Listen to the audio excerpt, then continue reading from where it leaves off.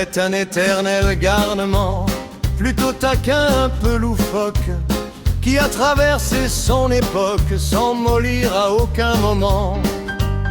Si Versailles m'était compté une fois encore aujourd'hui, j'aimerais que ce soit par lui que j'aime entendre et écouter.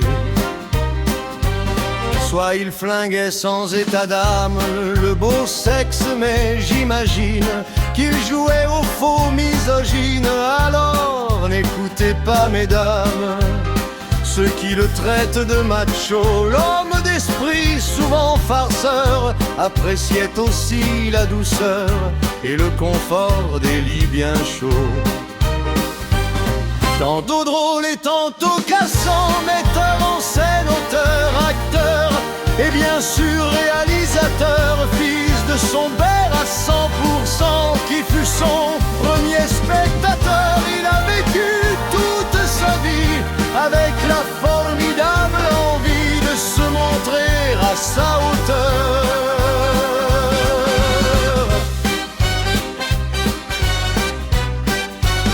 L'élève médiocre au départ, viré, renvoyé de partout, va devenir un touche-à-tout et même un génie quelque part.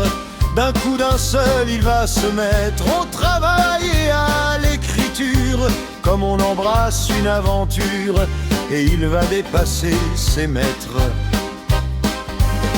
On critique son assurance, on le dit imbu de lui-même, pas faux, mais il reste quand même un géant, une référence, un formidable répertoire qui conjugue la qualité avec l'originalité, un monument de notre histoire.